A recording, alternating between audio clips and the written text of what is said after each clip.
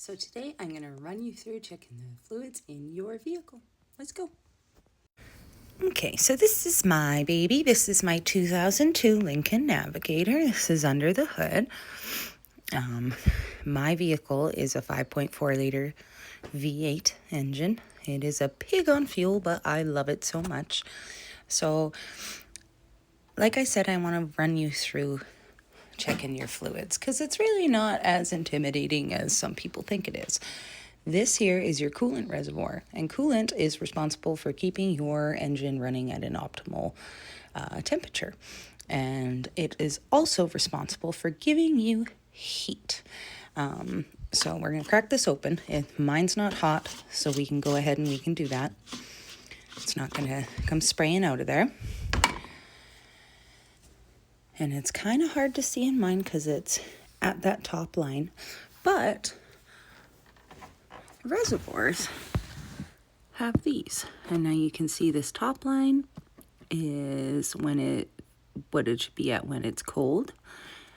And this bottom one is for where it should be at when your engine is hot.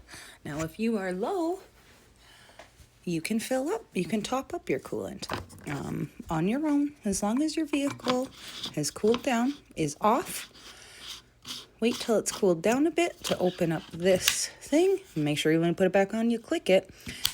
But important to note that every vehicle has a specification for coolant. So make sure you're putting in the right coolant because it can do some significant damage to the parts that it runs through if you use the wrong type.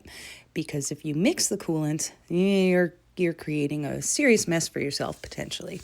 So make sure you're using the right coolant. And you want to make sure that that level is where it's supposed to be at all times. As I said, it is responsible for keeping your engine at an optimal running temperature and or operating temperature. And it's also responsible for your heat.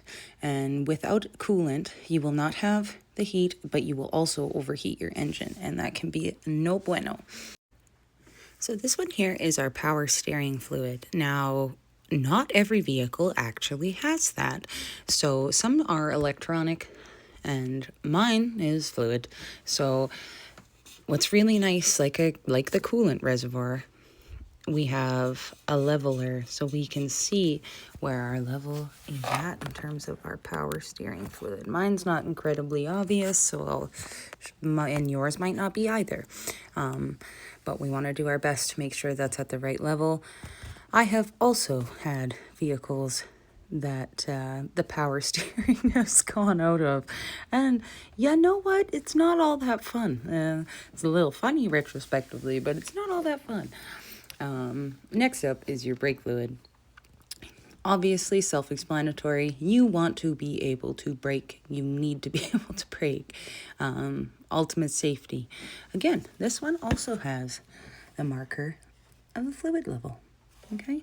And so that's the max amount. My vehicle's on a bit of a slant, so you can see this level's at a bit of a slant. But now, away from reservoirs are dipsticks.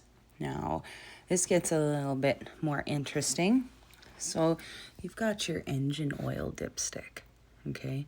That is obviously your oil, and you want to check that periodically and make sure you're doing your oil changes in good timing. So I'll pull this out so that you can see what it looks like. Mine hasn't been running, so we can't legitimately check it, but what I can show you is the markings that there is for you. So when it comes to checking your oil, what you want to do is you want to start up your vehicle, let it run, let it get warm, and then let it sit, turn it off, and you're going to let it sit for a minute, and then you're going to pull out this dipstick and you're going to check it. And you need to make sure that your vehicle has been running for a little bit first, and as your engine is all warmed up. Came in. There we go. We pop this one back in here. Now the last one, I won't lie, it was kind of intimidating the first time I did it. That is your transmission fluid, your trans fluid.